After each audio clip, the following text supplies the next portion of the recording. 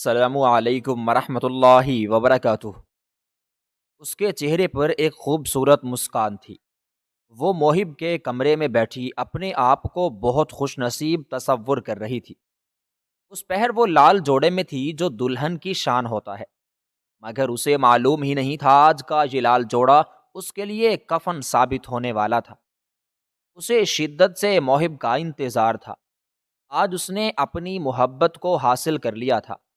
یہ لمحہ اس کے لیے بہت خوش کن تھا۔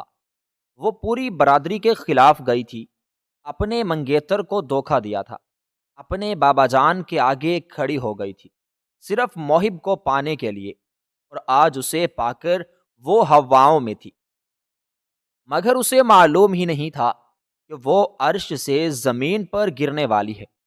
چند پل مزید گزرے تھے کہ کمرے کا دروازہ کھلا تھا۔ محب ہاتھ میں لال گلاب لیے کمرے میں داخل ہوا تھا۔ اس نے سفید شیروانی زیب تن کی ہوئی تھی جس میں وہ بلا کا حسین لگ رہا تھا۔ اس کے چہرے پر دل جلا دینے والی مسکان تھی۔ کمرے میں داخل ہو کر اس نے دروازہ بند کیا تھا۔ قدم با قدم چلتا ہوا وہ اپنی دلہن کے بالکل پاس بیٹھ گیا تھا۔ حنین اپنے آپ میں ہی سمٹ گئی تھی۔ اسے لگتا تھا آج کی رات اس کے لیے خوبصورت ثابت ہونے والی ہے، مگر اسے معلوم ہی نہیں تھا کہ یہ رات اس کے لیے خوبصورت نہیں بلکہ بدترین ہونے والی ہے۔ وہ حنین کا ہاتھ تھام چکا تھا۔ اس کا حنائی ہاتھ اپنے ہاتھ میں لیے اس کو بہت شوق نگاہوں سے دیکھ رہا تھا۔ اچانک ہی اس نے حنین کا ہاتھ اپنے لبوں سے لگایا تھا۔ وہ شرم سے کان کی لو تک سرخ ہو گئی تھی۔ اچانک ہی محب اس کے قریب ہوا تھا۔ اس نے اپنی آنکھیں بند کر لی تھیں۔ وہ محض محب کے لمس کو محسوس کرنا چاہتی تھی، مگر چند پل مزید گزرے تھے اور فضا میں تھپڑ کی آواز آئی تھی۔ حنین نے تڑپ کر اپنی آنکھیں کھولی تھی اور گال پر ہاتھ رکھے بے یقین نگاہوں سے محب کو دیکھ رہی تھی، جس کی آنکھوں میں دنیا کو جیت لینے کا گمنڈ تھا۔ اچانک ہی اس نے اپنے ہاتھ میں تھاما گلاب اس کے منہ پر مارا تھا اور پھر دراز سے ڈائیورس پیپر نکال کر اس کے ہاتھ میں رکھ دیے تھے۔ چند پل کے لیے اس کا ذہن سن ہو گیا تھا۔ اس تھپڑ کی آواز اسے ابھی تک اپنے کان میں گونج رہی تھی۔ وہ کچھ کہتی یا سنتی، محب اس کی جانب دیکھتے ہوئے بولا تھا، سویٹ ہارٹ، ایسے ہی تھپڑ تم نے میرے منہ پر رسید کیا تھا نا جب تمہاری خاطر میں تمہارے قدموں میں بیٹھا تھا، تم سے اظہار محبت کیا تھا اور تم نے اس گلاب کو مجھ سے لیا تھا اور میرے منہ پر تھپڑ مار کر ایسے ہی اس گلاب کو دے مارا تھا نا۔ چند مہینوں پہلے کا منظر حنین کی آنکھوں کے سامنے لہرایا تھا۔ محب اور حنین یونیورسٹی میں ایک ساتھ پڑھتے تھے۔ حنین ایک بے باک اور خود سر لڑکی تھی جو اپنے آپ میں ہی مگن رہنا بالکل پسند کرتی تھی، اور محب خاموش طبیعت انسان تھا۔ اسے حنین پہلی نگاہ میں ہی پسند آ گئی تھی اور اس نے سوچ لیا تھا کہ وہ شادی کرے گا تو صرف حنین سے اور کسی سے بھی نہیں۔ وقت گزرنے کے ساتھ ساتھ اس کی محبت مزید مضبوط ہو گئی تھی اور آخری سیمسٹر میں وہ قدموں میں بیٹھ گیا تھا اور اس کے سامنے اظہار محبت کر دیا تھا، مگر خود سر حنین کو یہ کہاں گوارا تھا۔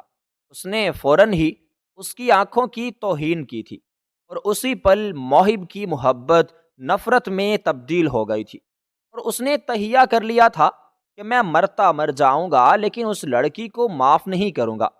انتھک محنت کے بعد اس نے حنین کا دل جیت لیا تھا اور اسے اس کے ہی خاندان کے خلاف کر دیا تھا۔ وہ اس لڑکی کو مکمل توڑنا چاہتا تھا اور اس کا یہ سارا منصوبہ پورا ہو چکا تھا۔ یکدم ہی حنین حال میں لوٹی تھی۔ وہ سامنے کھڑا کہا لگا رہا تھا۔ وہ اس کو دیکھتے ہوئے بولا تھا، آج میرا بدلہ پورا ہوا ہے، تمہارے پاس اب کچھ نہیں بچا۔ یہ جو پیپرز تمہارے ہاتھ میں ہیں یہ ڈائیورس پیپرز ہیں، اور میں تمہیں زبانی بھی طلاق دے دیتا تاکہ تم ان پیپرز کو جھٹلا نہ سکو۔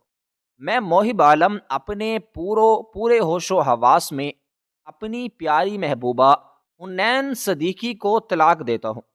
یہی جملہ اس نے 2 بار مزید دہرایا تھا اور حنین کا بازو تھام کر اپنے گھر سے باہر نکال دیا تھا۔ اسے معاشرے کا کوئی خوف نہیں تھا، ایک بار بھی اس کا دل نہیں ڈرا تھا کہ یہ دنیا کتنی ظالم ہے۔ وہ تنہا لڑکی کو رات کے اندھیرے میں اپنے گھر سے نکال رہا ہے، اور اسے ایک بار بھی یہ خیال نہیں آیا تھا۔ حنین فوراً ہی ہوش کی دنیا میں لوٹی تھی اور تڑپ کر اس کا دروازہ پیٹ ڈالا تھا، مگر وہ بے حس بنا اپنے کمرے میں چلا گیا تھا۔ اس کی پوری دنیا اجڑ گئی تھی، وہ پورے خاندان کے خلاف گئی تھی، تبھی موہب کو حاصل کیا تھا۔ وہ آسمان کی جانب دیکھتے ہوئے تڑپ کر بولی، اے میرے پروردگار، یہ میرے ساتھ کیا ہو گیا؟ میرا تو کوئی ٹھکانہ بھی نہیں بچا ہے، میں اب کہاں جاؤں گی یا خدا؟ میرے حال پر رحم کھا، میرے لیے آسانی پیدا کر دے۔ وہ روتے روتے روڈ پر چل پڑی تھی۔ اس کو معلوم نہیں تھا اس کی منزل کیا ہے، مگر وہ کہیں جانا چاہتی تھی، ایک ایسی جگہ جہاں سکون ہو۔ اس کے ذہن میں کچھ نہیں چل پا رہا تھا۔ موہب کی محبت میں آ کر اس نے پورا خاندان چھوڑ دیا تھا۔ وہ اپنے گھر بھی پلٹ کر نہیں جا سکتی تھی۔ اس کی آنکھوں کے سامنے ایک اور ماضی کا منظر لہرایا تھا۔ موہب کی محبت میں پاگل ہو کر وہ اپنے باپ کے مد مقابل آ گئی تھی۔ اس کی ماں خوف سے لرز اٹھی تھی، لیکن اسے کوئی ڈر نہیں تھا۔ وہ اپنے باپ کی آنکھوں میں دیکھتے ہوئے بولی تھی، اگر ابھی کے ابھی آپ نے میری شادی موہب سے نہیں کی تو میں اپنا آپ ختم کر لوں گی۔ میں مر جاؤں گی، مگر آپ کے پسند کیے ہوئے لڑکے سے شادی نہیں کروں گی۔ جبکہ سرفراز صاحب کی بس ہو گئی تھی، ان کا بس نہیں چل پا رہا تھا۔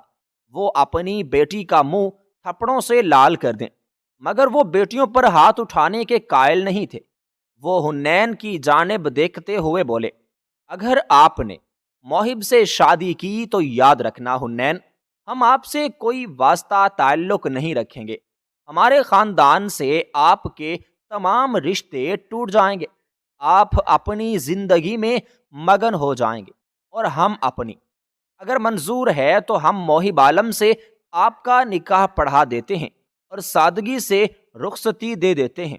جبکہ وہ فوراً چہک کر بولی تھی، ہمیں قبول ہے، ویسے بھی آپ سب نے آخر ہمیں دیا ہی کیا ہے؟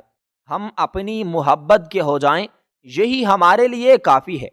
اس کی آنکھوں سے تواتر آنسو بہ رہے تھے۔ وہ عرش سے زمین پر پٹک دی گئی تھی۔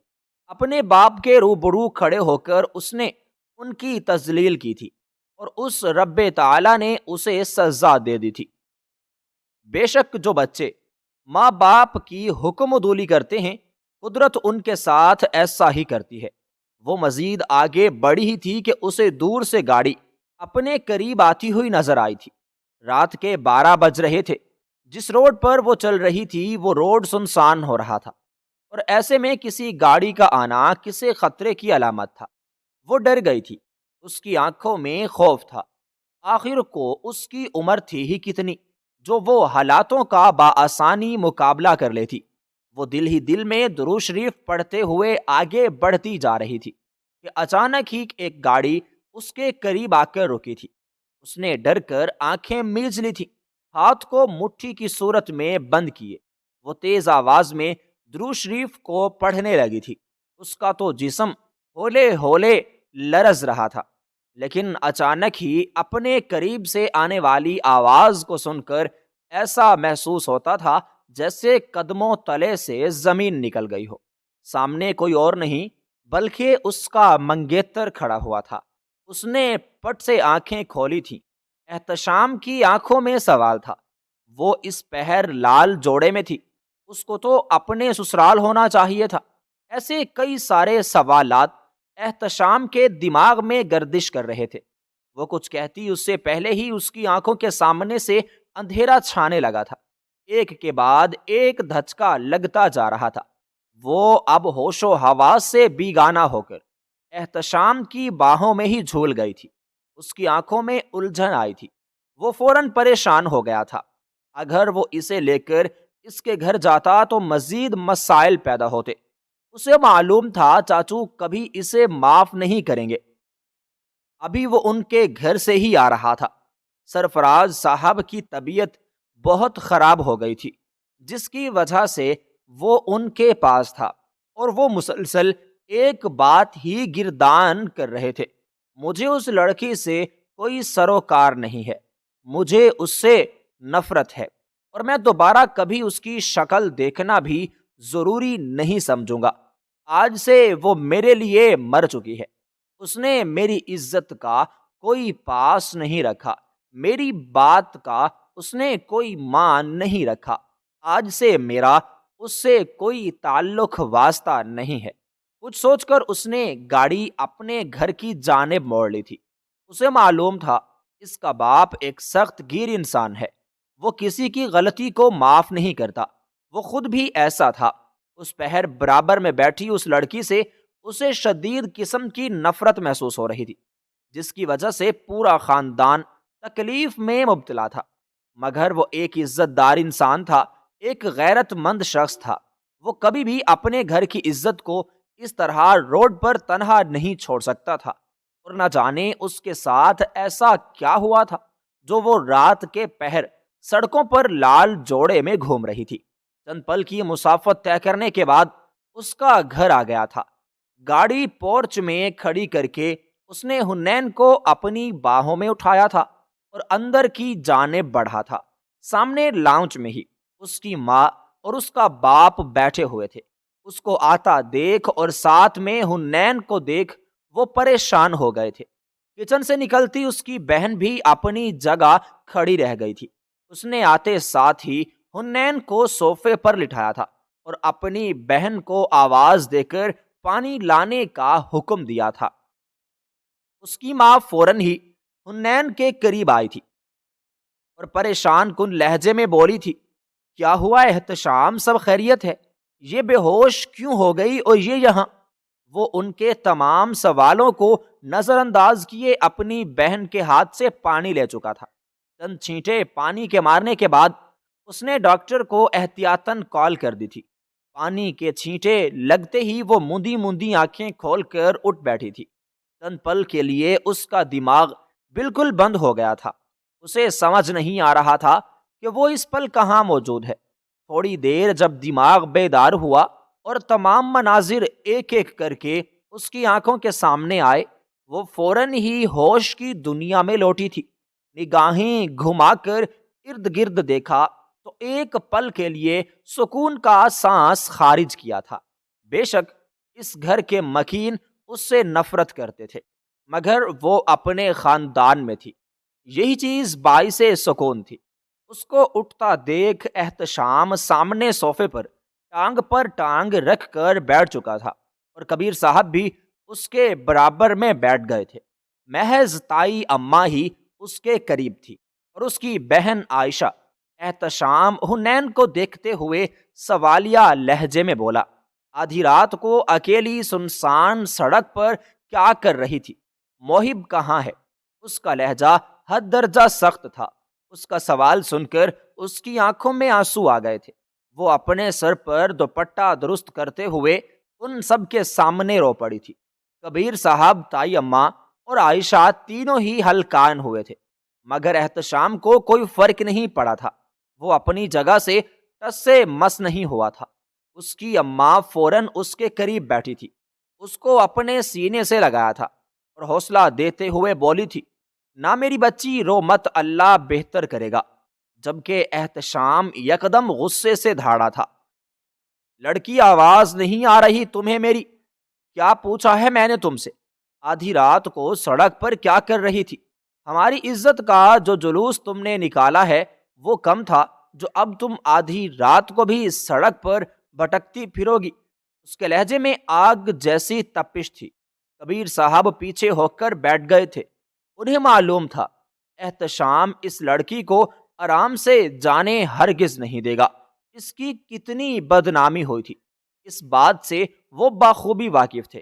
حنین نے نم آنکھوں سے احتشام کو دیکھا اور گلو گیر لہجے میں بولی تھی: موہب عالم نے مجھے نکال دیا، اس کو رحم نہیں آیا۔ تائی اماں، اس نے کہا ہے کہ میں محض اس کا بدلہ تھی، اس نے مجھے طلاق دے دی ہے، اس نے میرے منہ پر تھپڑ مارا ہے، اس نے بدلہ لے لیا ہے، اس نے مجھے برباد کر دیا ہے۔ وہ بول کر اپنا منہ ہاتھوں میں چھپائے رو پڑی تھی، جبکہ کبیر صاحب کے لبوں پر مسکراہٹ آئی تھی۔ عائشہ اور اس کی اماں دونوں ہی اپنے منہ پر ہاتھ رکھ چکی تھی۔ احتشام کے تاثرات میں تھوڑی تبدیلی آئی تھی۔ وہ جتنا بھی سخت گیر سہی، مگر اسے اس پل تکلیف محسوس ہوئی تھی۔ ایک لڑکی کے لیے یہ لمحہ بہت اذیت ناک ہوتا ہے جب اسے شادی کی پہلی رات ہی طلاق دے دی جائے۔ احتشام نے دوبارہ کوئی سوال نہیں کیا تھا، بس اپنی ماں کو بول کر اپنے کمرے کی جانب بڑھ گیا تھا کہ اسے عائشہ کے کمرے میں بھیج دیا جائے تاکہ یہ تھوڑی دیر آرام کر لے۔ صبح چاچو کو بلا کر اس کو ان کے حوالے کر دیں گے۔ رات قطرہ قطرہ کر کے پگھلتی چلی گئی تھی۔ احتشام اپنی بالکنی میں کھڑا چاند کو باغور دیکھ رہا تھا۔ جو حنین کے ساتھ ہوا تھا وہ بالکل بھی ٹھیک نہیں تھا۔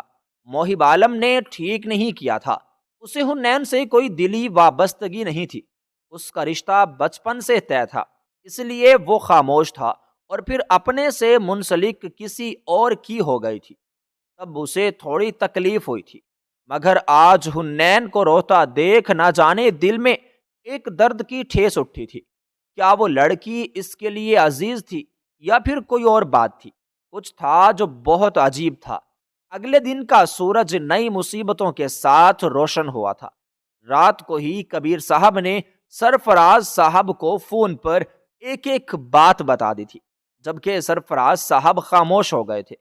انہیں کچھ سمجھ نہیں آیا تھا کہ وہ کیا بولے۔ اپنی بیٹی سے لاکھ اختلافات سہی، مگر یہ خبر سن کر ان کے رونگٹے کھڑے ہو گئے تھے۔ صبح سویرے ہی وہ کبیر صاحب کے گھر پر پہنچ گئے تھے۔ ان کے ساتھ ان کی زوجہ بھی موجود تھی، جبکہ کبیر صاحب کی نگاہیں بالکل تبدیل ہو گئی تھی۔ وہ کچھ گہرا سوچ رہے تھے۔ سرفراز صاحب بیٹی کی محبت میں تڑپ اٹھے تھے۔ انہوں نے سوچ لیا تھا کہ وہ حنین کو معاف کر دیں گے۔ ان کی بیٹی لاکھ خود سر سہی، مگر ان کے لیے عزیز تھی، آخر کو ان کے جسم کا حصہ تھی۔ سرفراز صاحب نے اپنے بڑے بیٹے کی جانب دیکھا اور مصلحتاً لہجے میں بولے، ہم نے سوچ لیا ہے، ہم حنین کو معاف کر دیں گے اور گھر واپس لے جائیں گے۔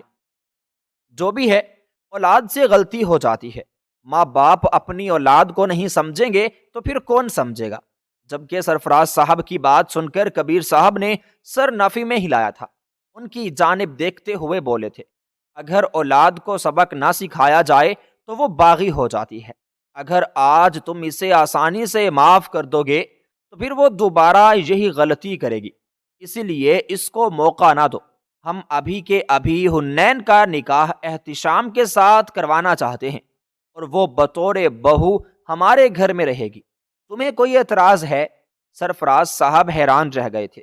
انہیں یقین نہیں آ رہا تھا ان کا بھائی اتنی آسانی سے مان گیا۔ وہ فوراً بولے، ہم راضی ہیں بھائی صاحب، میں آپ کا یہ احسان کبھی بھی نہیں بھول پاؤں گا۔ آپ نے میری ایک بہت بڑی مشکل آسان کر دی ہے، میری بیٹی کو دنیا کے تانوں سے بچا لیا ہے۔ بے شک اپنے ہی برے وقت میں کام آتے ہیں، لیکن کبیر صاحب کی آنکھوں سے معلوم ہو رہا تھا کہ وہ کچھ اور ہی سوچ رہے ہیں۔ چند پل بعد لاؤنج کا منظر تبدیل ہو چکا تھا۔ گواہوں اور مولوی صاحب کا انتظام ہو گیا تھا، صرف دولہے اور دلہن کو اطلاع کرنی تھی۔ کبیر صاحب کا رخ بیٹے کے کمرے کی جانب تھا۔ انہیں معلوم تھا احتشام کبھی بھی ان کی حکم عدولی نہیں کرے گا۔ وہ جیسے ہی کمرے میں داخل ہوئے، احتشام انہیں الٹا سویا ہوا ملا تھا۔ وہ شرٹ کے بغیر گہری نیند میں تھا۔ انہوں نے اپنے بھرپور جوان بیٹے کو دیکھا تھا اور سینہ فخر سے چوڑا ہو گیا تھا۔ وہ اس کے قریب بیٹھ گئے تھے، اس کے بالوں کو سہلا کر اٹھانے کی کوشش کی تھی، مگر وہ ٹس سے مس نہ ہوا۔ وہ نیند کے معاملے میں کافی پکا تھا۔ انہوں نے اس کا کندھا پکڑ کر جھنجھوڑ دیا اور اسے اٹھاتے ہوئے بولے تھے، احتشام اٹھو، ہمیں تم سے ضروری بات کرنی ہے۔ وہ جو سمجھا تھا کہ اس کی ماں آئی ہے، لیکن اپنے باپ کی آواز کو سن کر اس کی آنکھیں پٹ سے کھلی تھی اور وہ اپنے ابا کو اپنے کمرے میں دیکھ حیران ہو گیا تھا۔ وہ اٹھ کر بیٹھ چکا تھا۔ اس کے پھولے ہوئے مسلز یہ بتانے کے لیے کافی تھے کہ وہ لگاتار جم کرتا ہے۔ اس کا باپ اپنے بیٹے کی جانب دیکھتے ہوئے بولا، ہم آج آپ سے کچھ مانگنے کے لیے آئے ہیں، کیا آپ ہمیں دیں گے؟ کبیر صاحب کے لہجے میں التجا تھی اور احتشام اپنے باپ سے بے انتہا محبت کرتا تھا۔ وہ فوراً بولا، آپ حکم کریں، آپ کو التجا کرنے کی ضرورت نہیں ہے، آپ ہمارے باپ ہیں اور ہم پر پورا اختیار رکھتے ہیں۔ وہ پڑھا لکھا انسان نہیں تھا مگر ماں باپ کی عزت کرنا بخوبی جانتا تھا۔ کبیر صاحب اپنے بیٹے کی بات سن کر مزید خوش ہوئے تھے اور اس کو دیکھتے ہوئے بولے تھے، احتشام، ہم نے فیصلہ کیا ہے کہ ابھی کے ابھی آپ کا نکاح ہم اپنی بھتیجی حنین سے کروائیں گے، کیا آپ کو منظور ہے؟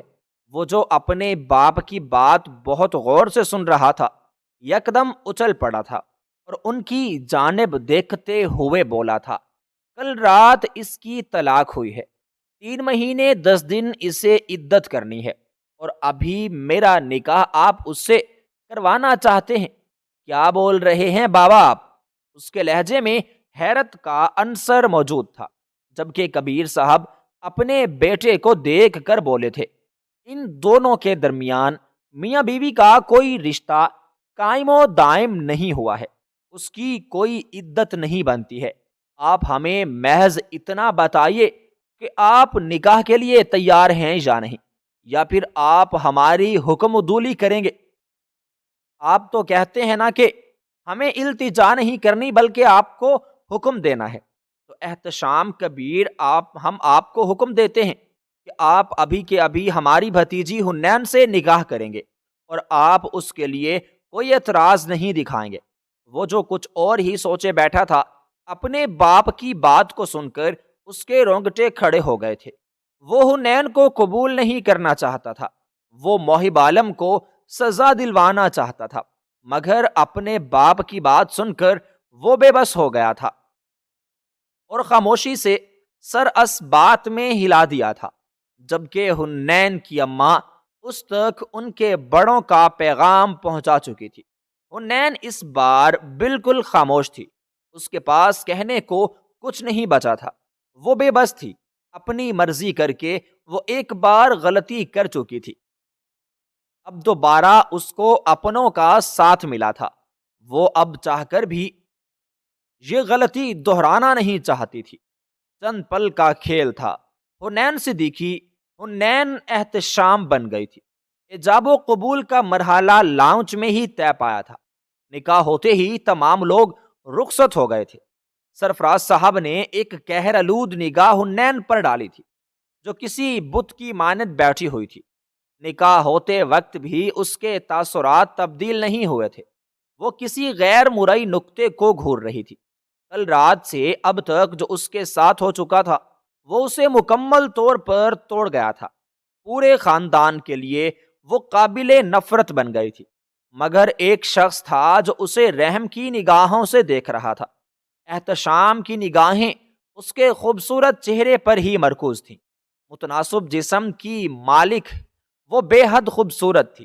سرخ سفید رنگت کی حامل وہ لڑکی بہت پرکشش تھی۔ قدرتی گلابی گال، پنکھڑیوں کی مانند خوبصورت ہونٹ، وہ لڑکی آسمان سے اتری کوئی پری تھی جو احتشام کی زندگی میں داخل ہو گئی تھی۔ اس نے شروع سے ہی اپنے نام کے ساتھ حنین کا نام سنا تھا، مگر اس کے فیصلے کے بعد اس نے اپنا ارادہ ملتوی کر دیا تھا۔ وہ اب شادی اپنی پسند کی لڑکی سے کرنا چاہتا تھا، مگر شاید قدرت کو کچھ اور ہی منظور تھا۔ احتشام کی اماں حنین کو اس کے کمرے میں چھوڑنے کے لیے چلی گئی تھی، جبکہ سرفراز صاحب اپنے بھائی کا ایک بار پھر شکریہ ادا کر کے اپنے گھر کی طرف نکل گئے تھے۔ تمام معاملات حل ہو گئے تھے، خاندان کی عزت بھی بچ گئی تھی اور کسی کو خبر بھی نہیں ہوئی تھی۔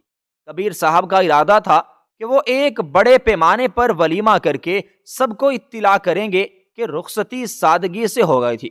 کچھ دیر وہ اپنے ماں باپ کے ہمراہ لاؤنج میں ہی بیٹھا رہا تھا اور پھر کچھ سوچ کر اپنے قدم کمرے کی جانب بڑھائے تھے جہاں پر اس کی بیوی کی حیثیت سے حنین موجود تھی۔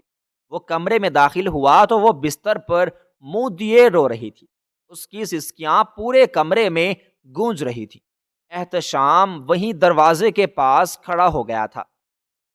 بچپن سے لے کر بڑے ہونے تک کبیر صاحب نے بہت کوشش کی تھی کہ احتشام پڑھ لکھ جائے، مگر وہ کاروبار میں دلچسپی رکھتا تھا۔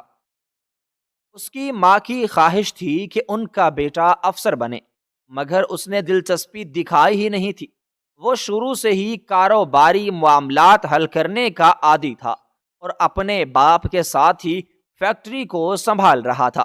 اس کو پڑھائی کی ضرورت تھی، جتنا اسے چاہیے تھا اس نے پڑھ لیا تھا، لیکن حنین ایک پڑھی لکھی لڑکی تھی۔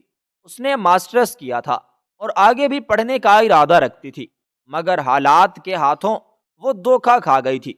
اس کی زیرک نگاہیں کمر پر پھیلے اس کے بالوں پر تھیں۔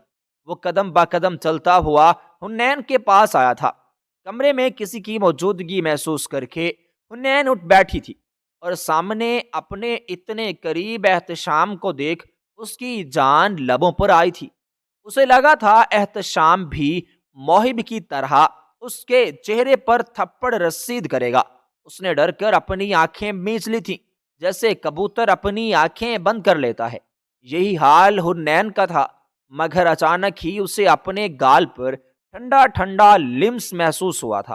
موہب کے تھپڑ کا نشان اس کے گال پر موجود تھا اور احتشام اس کے گال پر مرہم لگا رہا تھا۔ وہ حیران رہ گئی تھی۔ احتشام اس کے گالوں کو اتنی احتیاط سے چھو رہا تھا جیسے اگر اس نے ذرا بھی تیزی دکھائی تو وہ ٹوٹ جائے گی۔ ہاں، وہ کانچ کی گڑیا ہی تھی جس کو موہب کے دھوکے نے توڑ کے رکھ دیا تھا۔ اس کے گال پر مرہم لگا کر احتشام نے اس کی گہری آنکھوں میں دیکھا تھا جس میں آنسوؤں کا سمندر تھا۔ اس نے مرہم ایک طرف رکھی تھی اور حنین کو دیکھتے ہوئے بولا تھا، جو لڑکیاں اس طرح روتی ہیں ان کے ساتھ ایسا ہی ہوتا ہے۔ رو کر آخر حاصل کیا ہوگا تمہیں سوائے تکلیف اور بیماری کے؟ ایک پڑھی لکھی لڑکی ہو کر تم اتنی جلدی ہمت ہار گئی۔ اف ہے تم پر حنین، میں تو تمہیں بہت قابل سمجھتا تھا۔ یہی پڑھی لکھی لڑکی ہو، مگر تم ہم جاہلوں سے بھی بدتر ہو۔ اگر کوئی تمہیں تکلیف دے رہا ہے، تمہیں توڑنے کی کوشش کر رہا ہے، تو تم اس کو محسوس کیوں کر رہی ہو؟ ہمت دکھاؤ، اٹھو اور اس کا مقابلہ کرو۔ جس طرح اس نے تمہارے منہ پر تھپڑ مارا ہے، تم اس کے منہ پر تھپڑ نہیں پتھر مارو۔ اس نے تمہیں ذلیل کیا ہے، تم اسے رسوا کر دو۔ تمہیں اس نے طلاق دی ہے، تم اسے اس دنیا سے مٹا دو، ورنہ پھر سے کیا حاصل ہوگا بولو۔ احتشام کی بات سن کر حنین کی نگاہیں جھک گئی تھی۔ وہ گلگیر لہجے میں بولی، مجھے معلوم ہے تم صرف ابھی ہمدردی دکھا رہے ہو، چند دن بعد تم بھی مجھے تانا دو گے، لیکن خدا کی قسم احتشام میں بے قصور ہوں۔ اس شخص نے مجھے اپنی محبت کے جال میں کچھ اس طرح پھنسایا تھا کہ میں اندھی ہو گئی تھی۔ مجھے کچھ نظر نہیں آ رہا تھا سوائے اس کے۔ وہ کہتا تھا کہ دن ہے تو میں کہتی تھی ہاں دن ہے۔ وہ کہتا تھا شام ہے تو میں بھی اس پر ایمان لے آتی تھی۔ اس نے مجھ سے وعدے کیے تھے کہ وہ تا عمر میرا ساتھ نبھائے گا، وہ آخری لمحے تک میرا ساتھ دے گا۔ جب انسان دم توڑ رہا ہوتا ہے، مگر اس نے میرے ساتھ بہت غلط کیا، مجھے میری ہی نگاہوں میں گرا دیا، میں کیا اس سے بدلہ لوں؟ اس نے تو مجھ میں کچھ چھوڑا ہی نہیں۔ میرے بابا جو ہمیشہ مجھے نرم نگاہوں سے دیکھتے تھے، مجھے اپنے سینے سے لگاتے تھے، مجھے سب سے اول رکھتے تھے، آج وہی مجھے سخت نگاہوں سے گھورے جا رہے تھے۔ انہوں نے نہ مجھے سینے سے لگایا تھا اور نہ میرے سر پر شفقت بھرا ہاتھ رکھا تھا۔ شاید وہ مجھ سے نفرت کرنے لگے ہیں۔ مجھے نہیں لگتا کہ وہ اب مجھ سے دوبارہ کبھی ملیں گے۔ میں بہت بری ہوں، ایک بہت خودسر لڑکی ہوں جسے اپنی ذات کے علاوہ کچھ نظر ہی نہیں آتا۔ اس ایک رات نے میری پوری زندگی تبدیل کر دی ہے۔ اس رات نے مجھے بتا دیا ہے کہ میں کتنی غلط ہوں۔ جو انسان اپنے ماں باپ کی توہین کرتا ہے، ان کی حکم عدولی کرتا ہے، ساری زندگی وہ رسوائی ہوتا ہے۔ اور تم دیکھنا احتشام، میری زندگی میں بھی رسوائی لکھ دی گئی ہے۔ مجھے حیرانگی ہے تم نے مجھے قبول کیوں کیا؟ میں تو ایک بری لڑکی ہوں، بد کردار ہوں، مجھے معلوم ہے۔ وہ بول کر چند پل خاموش ہوئی تھی اور پھر اس کی آنکھوں میں دیکھتے ہوئے بولی تھی، ہاں مجھے معلوم ہے، تم نے صرف دنیا دکھاوے کی خاطر مجھے اپنایا ہے۔ چند دن بعد تم بھی مجھے طلاق دے کر اس گھر سے نکال دو گے۔ وہ بولتے بولتے تڑپ کے رو پڑی تھی اور احتشام کے سینے سے لگ گئی تھی، جبکہ احتشام نے اسے جھڑکا نہیں تھا اور نہ ہی اپنے وجود سے دور جانے دیا تھا، بلکہ اسے اپنے سینے میں بھینچ لیا تھا۔ اس کے بالوں کو سہلاتے ہوئے وہ دھیمی آواز میں بولا تھا، میں وعدہ کرتا ہوں میری جان، میں مرتا مر جاؤں گا، لیکن حنین احتشام کو اپنی زندگی سے دور نہیں کروں گا۔ میں تمہارے لیے سکون اور راحت بنوں گا۔ تم دیکھنا، بہت جلد میں تمہیں زندگی کی طرف لے آؤں گا۔ لیکن حنین روتے روتے احتشام کی باہوں میں ایک بار پھر بے ہوش ہو گئی تھی۔ اس نے فوراً ڈاکٹر کو کال کر کے گھر بلایا تھا۔ اس کا مکمل معائنہ کروانے کے بعد ڈاکٹر نے ذہنی دباؤ کا خدشہ ظاہر کیا تھا، ساتھ میں تلقین کی تھی کہ ان کا بھرپور خیال رکھا جائے۔ اگر ان کا خیال نہیں رکھا جائے گا تو جلد یا بدیر یہ لڑکی اپنی جان کی بازی ہار سکتی ہے یا پھر کوما میں جا سکتی ہے۔ اس کے ساتھ کچھ بھی ہو سکتا ہے۔ یہ کوئی چھوٹی بات نہیں ہے کہ اس کو پہلی رات ہی طلاق ہو گئی، اور وہ بھی اپنے پسندیدہ مرد سے۔ ڈاکٹر نے چند مزید ہدایت دی تھی اور وہاں سے چلی گئی تھی، جبکہ احتشام کی اماں، بہن اور وہ اس کے پاس ہی تھے۔ حنین گہری نیند سو رہی تھی۔ احتشام نے اپنی ماں کی جانب دیکھا تھا اور پریشان لہجے میں بولا تھا، اس کا خیال رکھنا، یہ مت سوچنا کہ آپ کے بیٹے کے پاس آنے سے پہلے یہ کہیں اور تھی۔ بس اتنا یاد رکھنا کہ یہ احتشام کی بیوی ہے اور آپ کی بہو ہے۔ وہ یہ بول کر ٹھہرا نہیں تھا، بلکہ گھر سے نکل گیا تھا۔ وہ کہاں گیا تھا کسی کو کچھ علم نہیں تھا۔ اس کی بہن نے پوچھا بھی تھا، اس کے پیچھے بھی آئی تھی، مگر وہ نہیں ٹھہرا تھا۔ تائی اماں نے پیار سے اس کے بالوں میں ہاتھ پھیرا تھا اور اس کے خوبصورت چہرے کو دیکھ کر بولی تھی، یہ میری بہو نہیں بیٹی ہے۔ ہاں غلطی سب سے ہوتی ہے، مگر جو غلطی کو سدھار لے وہ انسان نیک ہوتا ہے۔ وقت کا پہیہ گھومتا جا رہا تھا۔ رات کے دوسرے پہر احتشام واپس آیا تھا۔ گھر میں مکمل سناٹا تھا۔ اس نے ایک نگاہ اپنے ماں باپ کے کمرے کے دروازے پر ڈالی تھی اور پھر اوپر کی جانب بڑھ گیا تھا۔ کمرے میں داخل ہوا تو نگاہ سیدھی بیڈ پر سوئی حنین پر گئی تھی۔ کیا وہ صبح سے جاگی نہیں تھی؟ کیا اس نے کچھ نہیں کھایا تھا؟ یہی سوچ اسے ہلکان کر چکی تھی۔ یہ کیسا احساس تھا؟ وہ بچپن سے اس کے نام سے منسلک تھی، لیکن کبھی اسے ایسا احساس اس کے لیے محسوس ہی نہیں ہوا تھا۔ کئی بار اطلاع ملتی تھی کہ حنین کی طبیعت خراب ہے، وہ بہت جلد بیمار ہو جاتی تھی، لیکن اب رشتہ کچھ اور تھا۔ واقعی نکاح کے 3 بول میں اللہ نے اتنی طاقت رکھی ہے کہ کوئی بھی شخص اپنے محرم سے محبت کیے بغیر نہیں رہ پاتا۔ وہ قدم با قدم چلتا ہوا حنین کے پاس آیا تھا، جو گہری نیند میں تھی۔ وہ کافی مرجھائی ہوئی لگ رہی تھی، آنکھوں کے نیچے ہلکے تھے، چہرے پر زردی سی گھل گئی تھی۔ ایک رات میں ہی اس بدترین شخص نے اس کے خاندان کی سب سے حسین لڑکی کو مرجھا کے رکھ دیا تھا۔ بے شک نصیب خوبصورت چہروں کا محتاج نہیں ہوتے۔ اس نے جھک کر حنین کے چہرے کے نقوش چومے اور اس کے بالوں میں انگلیاں چلاتے ہوئے اپنے آپ سے مخاطب ہوا تھا، تمہیں جلد زندگی کی طرف لے آؤں گا، میں وعدہ کرتا ہوں۔ میں تم سے اتنی محبت جتاؤں گا کہ کبھی تمہیں وہ شخص یاد ہی نہیں آئے گا۔ بے شک قدرت کے منصوبے کچھ اور ہی ہوتے ہیں۔ اگلی صبح جب وہ بیدار ہوئی تو ایک پل کے لیے خوف زدہ ہو گئی تھی۔ احتشام اس کے بہت قریب ہو رہا تھا۔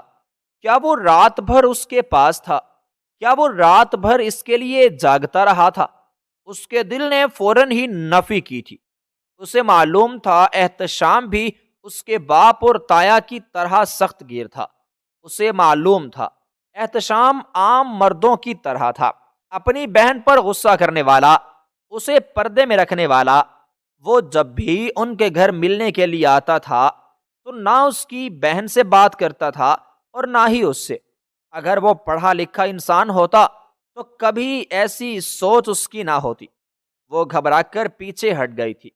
اسے ایک ہی بات کا ڈر تھا کہ کبھی نہ کبھی احتشام اسے عام مردوں کی طرح اس بات کا طعنہ ضرور دے گا کہ وہ پہلی رات ہی اپنے پہلے شوہر سے طلاق لے کر اس کے در پر آ گئی تھی۔ یہ سوچ ہی اسے رونے پر مجبور کر چکی تھی۔ اس کے دور ہٹتے ہی احتشام کی آنکھیں کھل گئی تھیں۔ اس نے ایک نگاہ حنین کی اڑی اڑی رنگت پر ڈالی تھی اور اس کی جانب دیکھتے ہوئے بولا تھا، جب تک لڑکی فضول سوچ پالتی رہو گی تب تک ماضی میں ہی اٹکی رہو گی۔ ماضی کو بھول کر حال میں زندگی گزارنا سیکھو۔ ماضی ماضی ہوتا ہے، جو گزر گیا سو گزر گیا، اسے یاد کر کے تکلیف میں رہنا بے وقوفی ہے۔ وہ یہ بول کر بستر سے اٹھ گیا تھا۔ اسے فیکٹری جانا تھا، اس لیے وہ جلد سے جلد تیار ہونے لگا تھا۔ وہ شاور لے کر باہر آیا تو حنین بستر کو سمیٹ کر بیٹھی ہوئی تھی۔ اس نے ایک نگاہ حنین کے سراپے پر ڈالی تھی۔ ابھی تک وہ اس لال جوڑے میں ہی قید تھی۔ وہ پہلی رات اس نے زیب تن کیا تھا۔ اس نے محسوس کیا تھا کہ لال رنگ اس پر کھلتا ہے۔ وہ اپنے بال ٹاول سے رگڑنے لگا تھا جب اچانک ہی حنین اس کے پیچھے آ کر کھڑی ہوئی تھی۔ اس نے شیشے میں اس کا اور اپنا مکمل عکس دیکھ دل ہی دل میں ماشاءاللہ کہا تھا۔ بے شک ان دونوں کی جوڑی باکمال تھی۔ وہ بھرپور مرد تھا اور وہ بھی بھرپور نسوانیت رکھتی تھی۔ ان دونوں کی جوڑی واللہ قیامت تھی۔ حنین انگلیاں مروڑ رہی تھی، یقیناً وہ کچھ کہنا چاہتی تھی۔ اس نے ٹاول ایک طرف رکھ کر حنین کی جانب دیکھا اور ڈریسنگ ٹیبل سے ٹیک لگا کر کھڑا ہو گیا تھا، جبکہ اس کا یکٹک دیکھنا حنین کو مزید کنفیوز کر چکا تھا۔ وہ کچھ کہتا اس سے پہلے ہی وہ بول اٹھی تھی، میرا نام حنین ہے، میرا نام کوئی لڑکی نہیں ہے، اور آئندہ اب خیال رکھنا۔ یہ بول کر وہ ٹھہری نہیں تھی بلکہ واش روم میں بند ہو گئی تھی۔ احتشام کے چہرے پر ایک بھولی بھٹکی مسکان آئی تھی، تو یعنی وہ کافی دیر سے اسے یہ بتانا چاہتی تھی کہ اس کا نام حنین ہے۔ یہ سوچ ہی اسے ہنسنے پر مجبور کر چکی تھی۔ وہ باہر آئی تو دونوں ایک ساتھ ہی نیچے کی جانب بڑھے تھے۔ حنین نیچے جانے سے کترا رہی تھی کیونکہ اسے معلوم تھا تائی اماں اور تایا ابو کا اسے سامنا کرنا ہوگا۔